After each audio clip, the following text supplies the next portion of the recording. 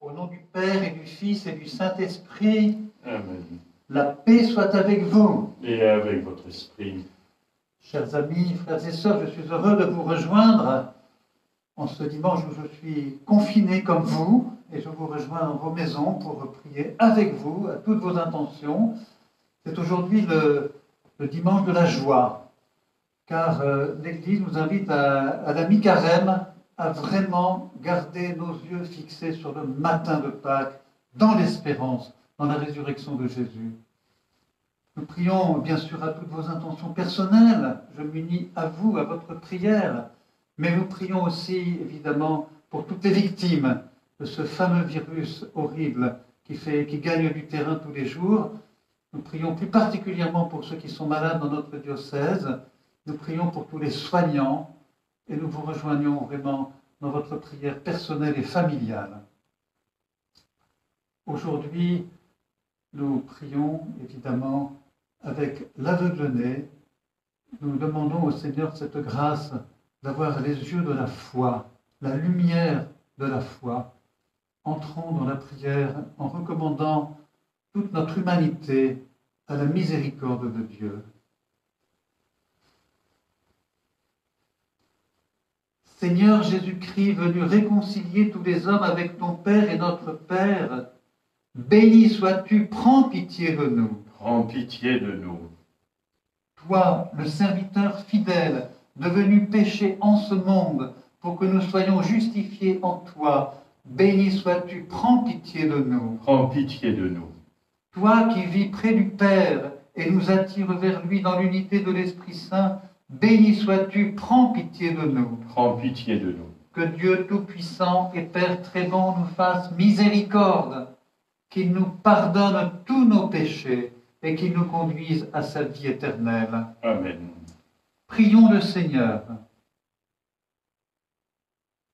Dieu qui a réconcilié avec toi toute l'humanité en lui donnant ton propre Fils, augmente la foi du peuple chrétien pour qu'il se hâte avec amour au-devant des fêtes pascales qui approchent, par Jésus-Christ ton Fils, notre Seigneur et notre Dieu, qui vit et règne avec toi dans l'unité de l'Esprit Saint, maintenant et pour les siècles des siècles. Amen.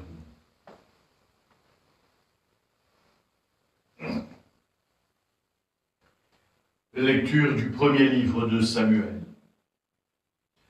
En ces jours-là, le Seigneur dit à Samuel, « Prends une corne que tu rempliras d'huile et pars.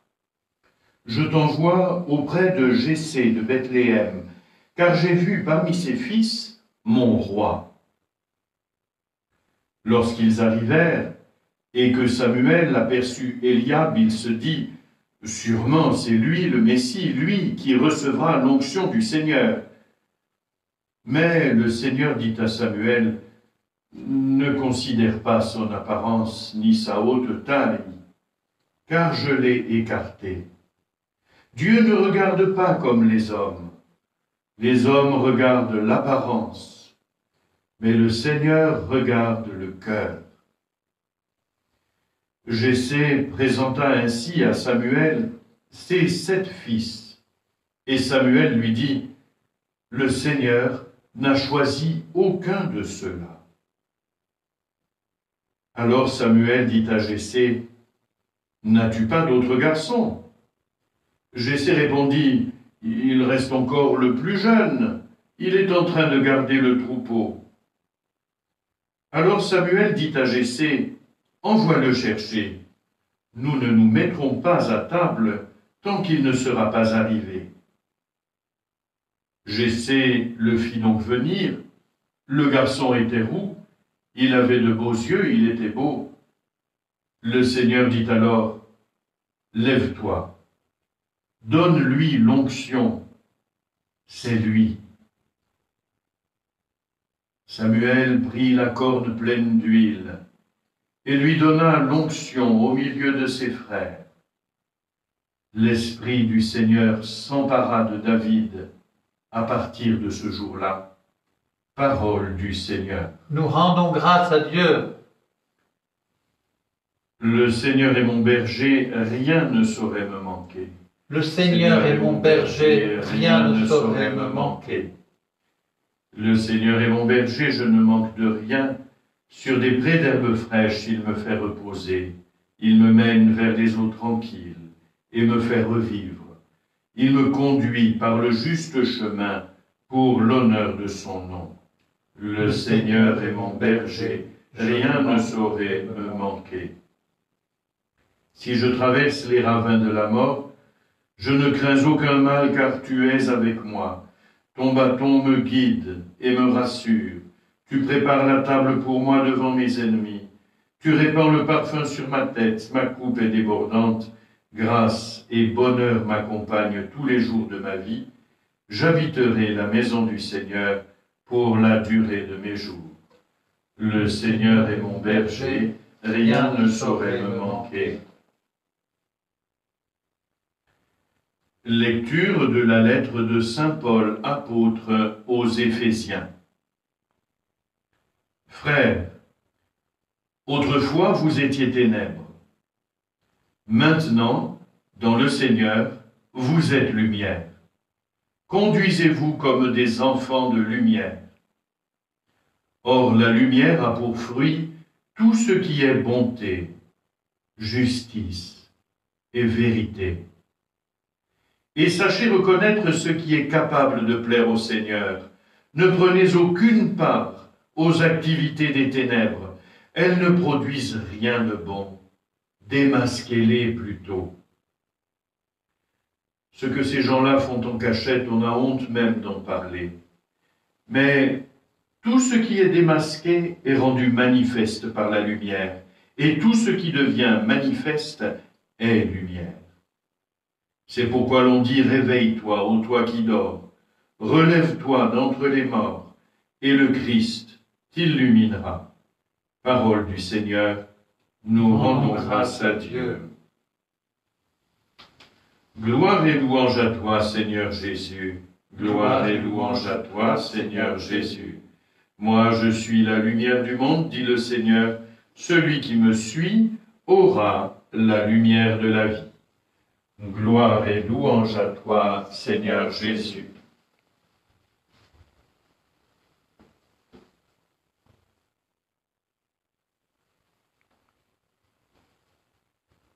Le Seigneur soit avec vous. Et avec votre esprit. Évangile de Jésus-Christ selon saint Jean. Gloire à toi, Seigneur. En ce temps-là, en sortant du temple, Jésus vit sur son passage un homme aveugle de naissance. Ses disciples l'interrogèrent. « Rabbi, qui a péché, lui ou ses parents, pour qu'il soit né aveugle ?» Jésus répondit, « Ni lui, ni ses parents n'ont péché. Mais c'était pour que les œuvres de Dieu se manifestent en lui. Il nous faut travailler aux œuvres de celui qui m'a envoyé tant qu'il fait jour. La nuit vient où personne ne pourra plus y travailler. Aussi longtemps que je suis dans le monde, je suis la lumière du monde. » Cela dit, il cracha à terre et avec la salive, il fit de la boue, puis il appliqua la boue sur les yeux de l'aveugle et lui dit « Va te laver à la piscine de Siloé. » Ce nom se traduit « envoyé ». L'aveugle y alla donc et il se lava. Quand il revint, il voyait. Ses voisins et ceux qui l'avaient observé auparavant, car il était mendiant, dirent alors « N'est-ce pas celui qui se tenait là pour mendier ?» Les uns disaient « C'est lui ». Les autres disaient « Pas du tout, c'est quelqu'un qui lui ressemble ». Mais lui disait « C'est bien moi ». Et on lui demandait « Alors, comment tes yeux se sont-ils ouverts ?» Il répondit « L'homme qu'on appelle Jésus a fait de la boue, il me l'a appliqué sur les yeux et il m'a dit « Va à Siloé et lave-toi ». J'y suis donc allé et je me suis lavé, alors j'ai vu. Et ils lui dirent « Et lui, où est-il » Il répondit « Je ne sais pas. » on amène aux pharisiens, lui, l'ancien aveugle. Or, c'était un jour de sabbat que Jésus avait fait de la boue et lui avait ouvert les yeux. À leur tour, les pharisiens lui demandaient comment il pouvait voir. Il leur répondit, « Il m'a mis de la boue sur les yeux, je me suis lavé et je vois. »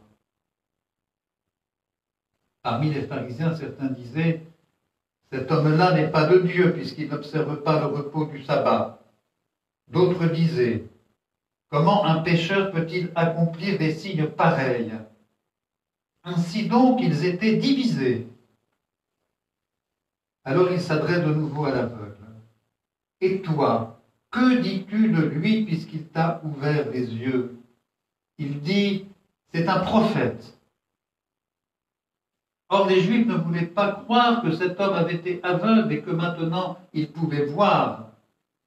C'est pourquoi ils convoquèrent ses parents et leur demandèrent, « Cet homme est bien votre fils, et vous dites qu'il est né aveugle. Comment se fait-il qu'à présent il voit ?» Les parents répondirent, « Nous savons bien que c'est notre fils et qu'il est né aveugle, mais comment peut-il voir maintenant? Nous ne le savons pas. Et qui lui a ouvert les yeux? Nous ne le savons pas non plus. Interrogez-le. Il est assez grand pour s'expliquer. » Ses parents parlaient ainsi parce qu'ils avaient peur des Juifs. En effet, ceux-ci s'étaient mis déjà d'accord pour exclure de leurs assemblées tous ceux qui déclareraient publiquement que Jésus est le Christ. Voilà pourquoi les parents avaient dit « Il est assez grand, interrogez-le. » Pour la seconde fois, les pharisiens convoquèrent l'homme qui avait été aveugle et ils lui dirent « Rends gloire à Dieu, nous savons, nous, que cet homme est un pécheur. » Il répondit « Est-ce un pécheur? Je n'en sais rien. Mais il y a une chose que je sais. J'étais aveugle et à présent je vois. » Ils lui dirent alors, « Comment a-t-il fait pour t'ouvrir les yeux ?» Il leur répondit, « Je vous l'ai déjà dit et vous n'avez pas écouté.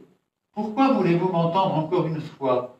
Serait-ce que vous voulez vous aussi devenir ses disciples ?» Ils se mirent à l'injurier.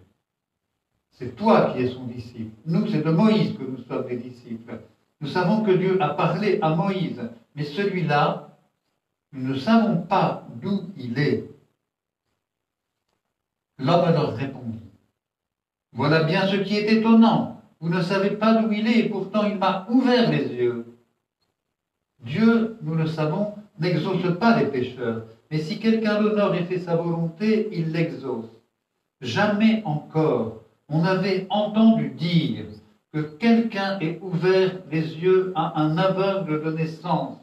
Si lui n'était pas de Dieu, il ne pourrait rien faire. » Ils répliquèrent, « Tu es tout entier dans le péché depuis ta naissance et tu nous fais la leçon. » Et ils le jetèrent dehors. Jésus apprit qu'il l'avait jeté dehors.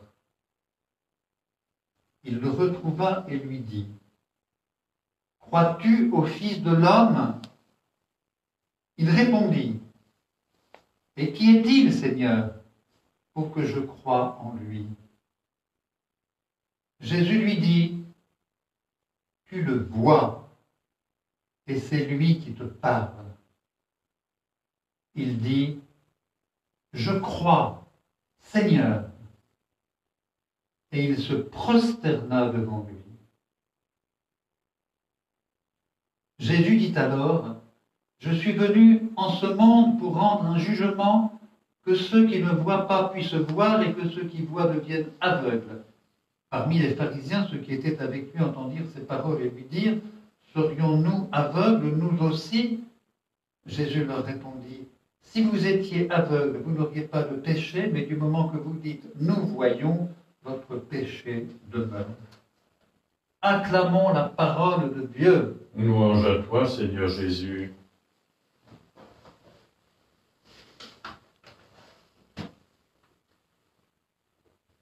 Nous avons entendu ce beau récit de la guérison de l'aveugle-né.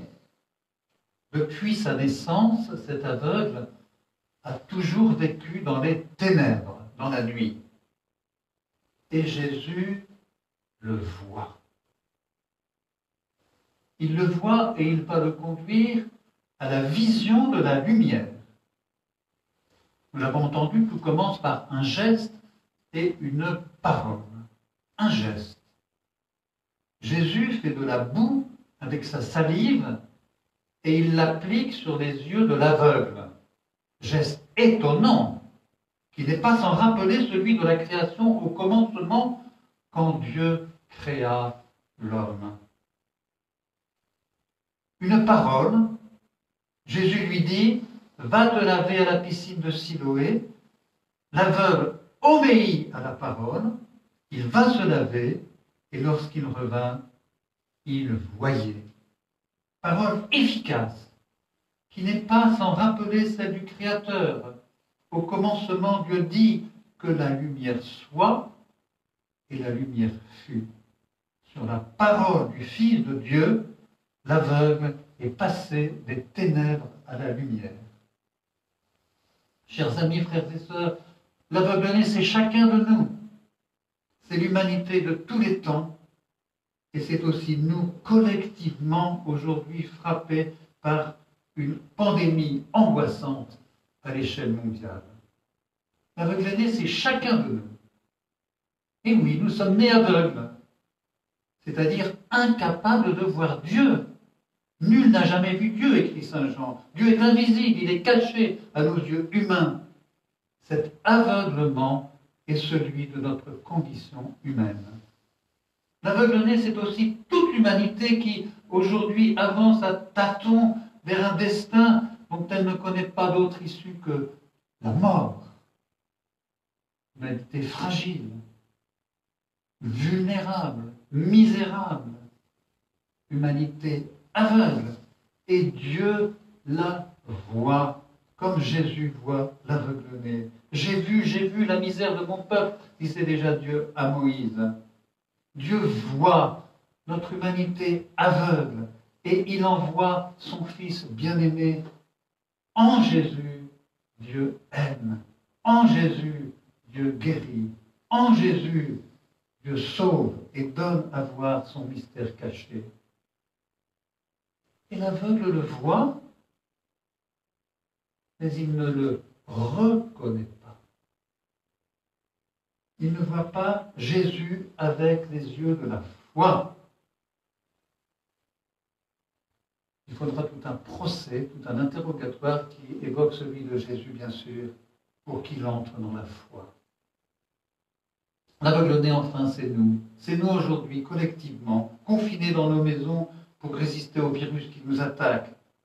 Devant ce virus inconnu, nous sommes aveugles, incapables d'en mesurer les conséquences, incapables de connaître les changements, ce qui va advenir dans les prochains mois. Nous pressentons seulement que, au sortir de l'épreuve, nous regarderons notre vie, notre monde avec une lumière nouvelle.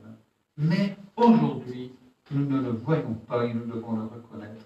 Alors je me suis vraiment interrogé tous ces jours-ci, avec vous, je le sais. Qu'est-ce que le Seigneur nous dit dans cette épreuve inédite? Alors je vais vous dire tout simplement ce que j'entends maintenant, mais comme demandant aussi au Seigneur qu'il nous éclaire sur ce chemin. J'entends un appel à la conversion. Nous vivons un grand carême exceptionnel. Et j'entends que le Seigneur nous appelle à un examen de conscience approfondi de notre âme et de notre mode de nos vies. C'est comme un voyant rouge qui dit stop. Cette crise nous invite à nous arrêter, à examiner notre moteur intérieur, notre manière de conduire, de nous conduire. J'entends un appel à la prière. Reprenons ces mots de Jésus. Délivre-nous du mal, Père. Reprenons la prière du chapelet avec ferveur, dans une prière engagée. Confions-nous à la prière de Marie. Marie, tu es bénie. Prie pour nous, pauvres pécheurs. J'entends enfin un appel à l'espérance. Revenons à l'aveugle-né de l'Évangile. Jésus l'a guéri, mais l'aveugle n'est pas devenu croyant. Il n'a pas encore été illuminé par la foi. Et Jésus revient à lui, un petit peu comme le ressuscité auprès de ses apôtres. Il va se révéler dans son mystère caché. Tu vois le Fils de l'homme, tu vois le Fils de Dieu, tu vois la lumière du monde, crois-tu? Et les yeux de l'aveugle s'ouvrent alors au don de la foi et il dit, je crois, Seigneur. C'est Pâques. L'aveugle est passé des ténèbres à la lumière. Je m'adresse maintenant à vous, chers amis catéchumènes. Relisez ce beau récit de l'aveugle-né. C'est votre histoire. Dieu vous arrache aux ténèbres et vous fait entrer dans la lumière de son amour. Vous serez baptisés dans le temps pascal, nous le savons, un peu retardé à cause de cette crise. Mais préparez-vous bien à ce jour où vous direz comme l'aveugle solennellement, je crois en toi, Seigneur. Frères et sœurs, c'est aujourd'hui le dimanche de la joie. Pâques à la mi-carême, on pourrait dire. Et l'Église nous invite à fixer les yeux sur le combat victorieux de Dieu en Jésus. Le Seigneur est avec nous. Il nous l'a promis.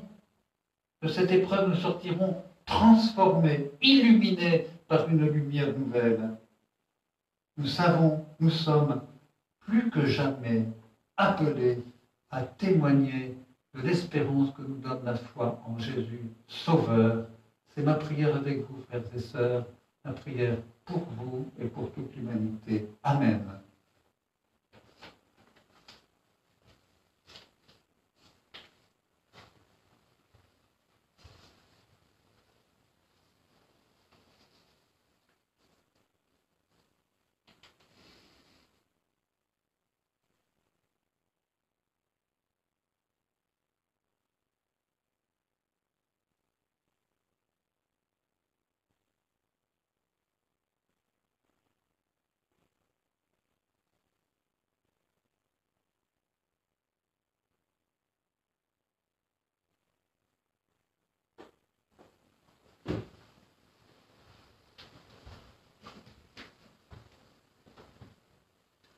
Relisons comme l'aveugle-né, je crois. Je crois en Dieu, le Père Tout-Puissant, Créateur du ciel et de la terre, et en Jésus-Christ, son Fils unique, notre Seigneur, qui a été conçu du Saint-Esprit, est né de la Vierge Marie, a souffert sous Ponce Pilate, a été crucifié, est mort et a été enseveli, est descendu aux enfers, le troisième jour est ressuscité des morts, est monté aux cieux, est assis à la droite de Dieu, le Père Tout-Puissant, d'où il viendra juger les vivants et les morts.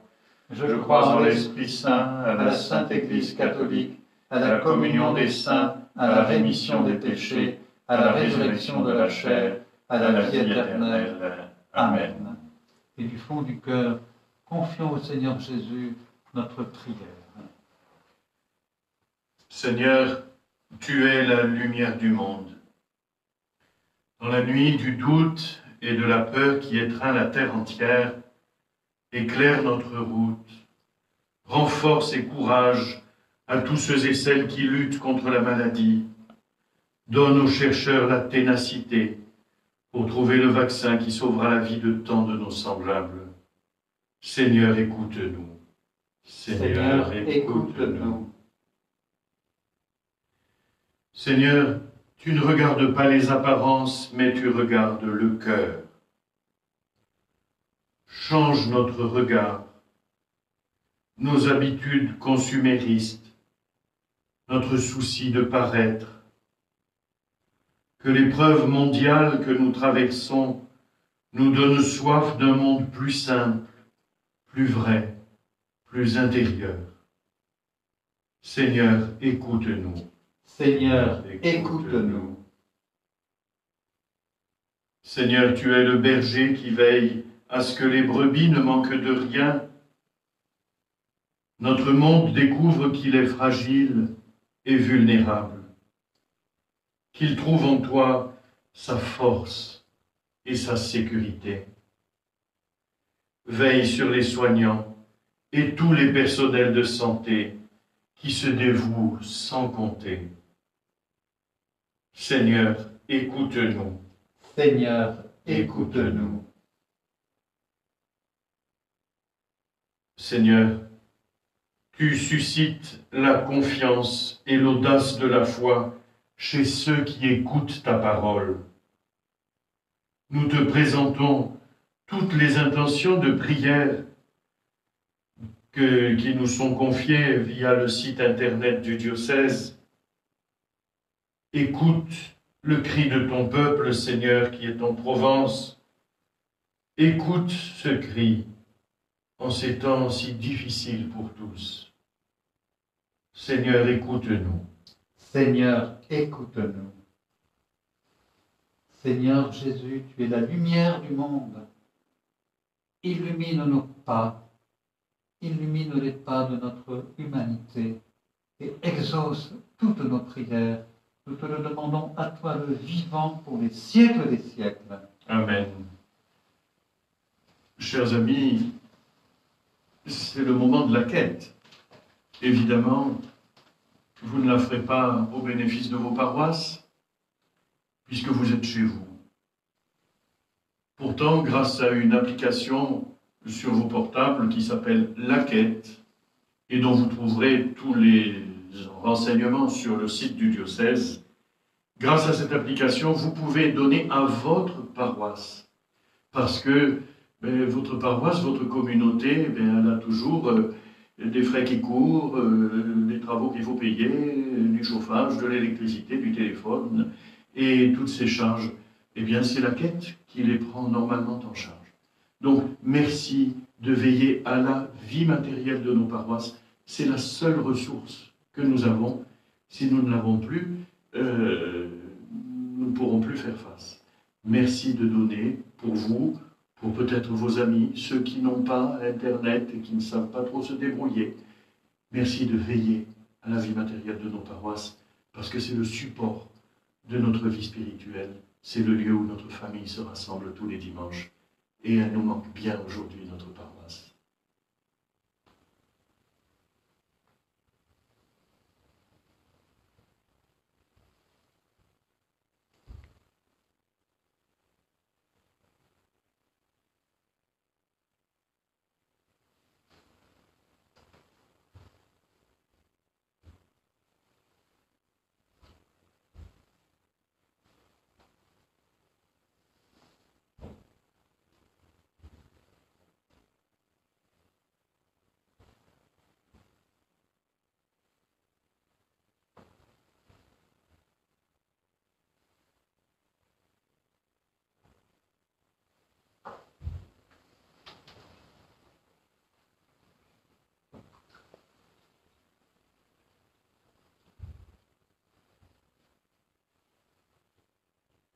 Tu es béni, Dieu de l'univers, toi qui nous donnes ce pain, fruit de la terre et du travail des hommes. Nous te le présentons, il deviendra le pain de la vie. Béni soit Dieu maintenant et toujours. Tu es béni, Dieu de l'univers, toi qui nous donnes ce vin, fruit de la vigne et du travail des hommes. Nous te le présentons, il deviendra le vin du royaume éternel. Béni soit Dieu maintenant et toujours.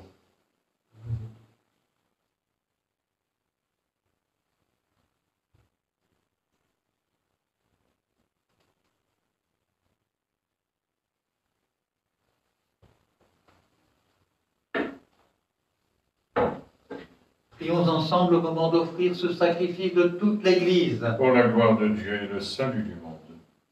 Seigneur, nous te présentons dans la joie le sacrifice qui sauve notre vie et nous te prions humblement, accorde-nous de le célébrer avec respect et de savoir l'offrir pour le salut du monde.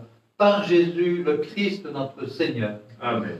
Le Seigneur soit avec vous. Et avec votre esprit. Élevons notre cœur. Nous le tournons vers le Seigneur. Rendons grâce au Seigneur notre Dieu. Cela est juste et bon.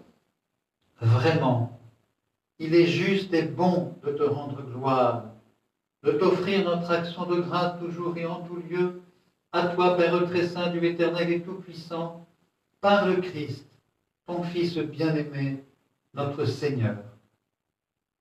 En prenant la condition humaine, il a guidé vers la lumière de la foi l'humanité qui s'en allait dans les ténèbres. Et par le bain qui fait renaître, il a donné aux hommes nés dans le péché de devenir vraiment fils de Dieu. Voilà pourquoi le ciel et la terre t'adorent. Ils te chantent leur hymne toujours nouvelle. Et nous-mêmes, unissant notre voix à celle des anges, nous t'acclamons. Saint, Saint, Saint, le Seigneur Dieu de l'univers, le ciel et la terre sont remplis de ta gloire. Hosanna au plus haut des cieux. Béni soit celui qui vient au nom du Seigneur. Hosanna au plus haut des cieux. Toi qui es vraiment saint, toi qui es la source de toute sainteté, nous voici rassemblés devant toi et dans la communion de toute l'Église en ce dimanche, premier jour de la semaine. Nous célébrons le jour où le Christ est ressuscité d'entre les morts. Par lui que tu as élevé à ta droite, Dieu notre Père, nous te prions. Sanctifie ces offrandes en répandant sur elles ton esprit, qu'elles deviennent pour nous le corps et le sang de Jésus, le Christ, notre Seigneur. Au moment d'être livré et d'entrer librement dans sa passion, il prit le pain, il rendit grâce, il le rompit et le donna à ses disciples en disant « Prenez et mangez-en tous, ceci est mon corps livré pour vous. »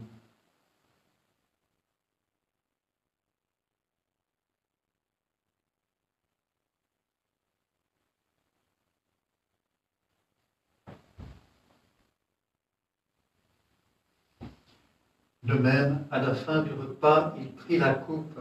De nouveau, il rendit grâce et la donna à ses disciples en disant « Prenez et buvez-en tous, car ceci est la coupe de mon sang, le sang de l'alliance nouvelle et éternelle, qui sera versé pour vous et pour la multitude en rémission des péchés. Vous ferez cela en mémoire de moi. »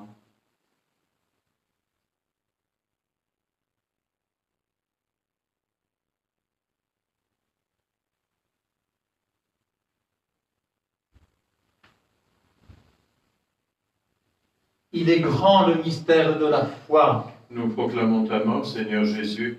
Nous célébrons ta résurrection. Nous attendons ta venue dans la gloire. Faisant ici mémoire de la mort et de la résurrection de ton Fils, nous t'offrons, Seigneur, le pain de la vie et la coupe du salut, et nous te rendons grâce car tu nous as choisis pour servir en ta présence. Humblement, nous te demandons qu'en ayant part au corps et au sang du Christ, nous soyons rassemblés par l'Esprit Saint en un seul corps. Souviens-toi, Seigneur, de ton Église répandue à travers le monde. Fais-la grandir dans ta charité avec le pape François, notre évêque Christophe et tous ceux qui ont la charge de ton peuple. Souviens-toi, Seigneur, de tous nos malades. Souviens-toi de tous les soignants. Souviens-toi aussi de nos frères qui se sont endormis dans l'espérance de la résurrection et de tous les hommes qui ont quitté cette vie, toutes les victimes de l'épidémie. Reçois-les dans ta lumière, auprès de toi. Sur nous tous, enfin, nous implorons ta bonté, en te présentant toutes les prières de notre diocèse. Permets qu'avec la Vierge Marie, la bienheureuse Mère de Dieu, avec Saint Joseph son époux, avec les apôtres et les saints de tous les temps qui ont vécu dans ton amitié, nous ayons part à la vie éternelle et que nous chantions ta louange par Jésus-Christ, ton Fils bien-aimé. Par lui, avec lui et en lui, à toi, Dieu le Père Tout-Puissant, dans l'unité du Saint-Esprit, tout honneur et toute gloire pour les siècles des siècles. Amen.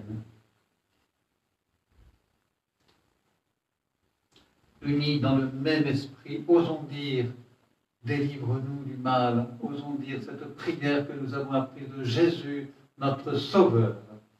Notre Père qui es aux cieux, que ton nom soit sanctifié, que ton règne vienne, Que ta volonté soit faite sur la terre comme au ciel. Donne-nous aujourd'hui notre pain de ce jour. Pardonne-nous nos offenses, comme nous pardonnons aussi à ceux qui nous ont offensés. Et ne nous laisse pas entrer en tentation, mais délivre-nous du mal. Délivre-nous de tout mal, Seigneur. Et donne la paix à notre temps. Par ta miséricorde, libère-nous du péché. Rassure-nous devant les épreuves. En cette vie où nous espérons le bonheur que tu promets et l'avènement de Jésus-Christ, notre Sauveur. Car c'est à toi qu'appartiennent le règne, la puissance et la gloire pour les siècles des siècles. Seigneur Jésus-Christ, tu as dit à tes apôtres, « Je vous laisse la paix, je vous donne ma paix. Ne regarde pas nos péchés, mais la foi de ton Église. Pour que ta volonté s'accomplisse, donne-lui toujours cette paix, conduis-la vers l'unité parfaite, toi qui règnes pour les siècles des siècles. » Amen. Que la paix du Seigneur soit toujours avec vous. Et avec votre esprit. Agneau de Dieu qui enlève le péché du monde, prends pitié de nous. Agneau de Dieu qui enlève le péché du monde, prends pitié de nous. Agneau de Dieu qui enlève le péché du monde, donne-nous la paix.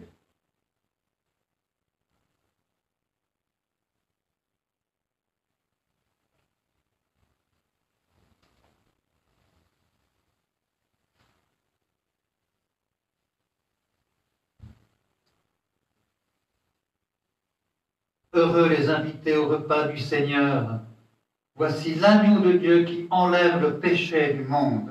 Seigneur, je ne suis pas digne de te recevoir, mais dis seulement une parole et je serai guéri.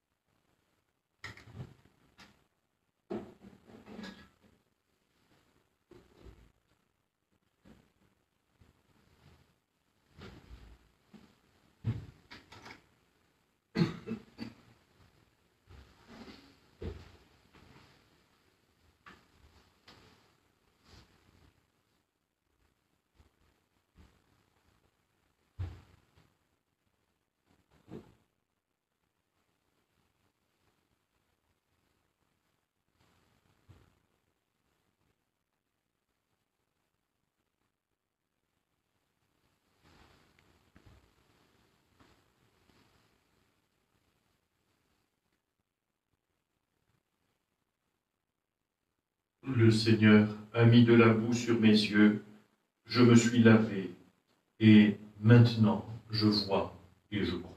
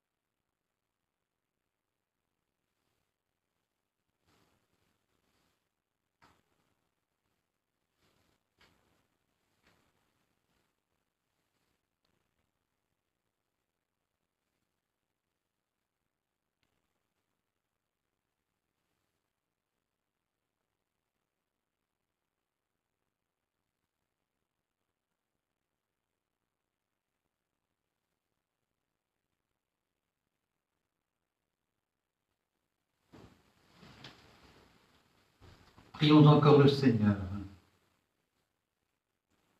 Dieu qui éclaire tout homme venant dans ce monde, illumine nos cœurs par la clarté de ta grâce, afin que toutes nos pensées soient dignes de toi et notre amour de plus en plus sincère par Jésus le Christ, notre Seigneur. Amen.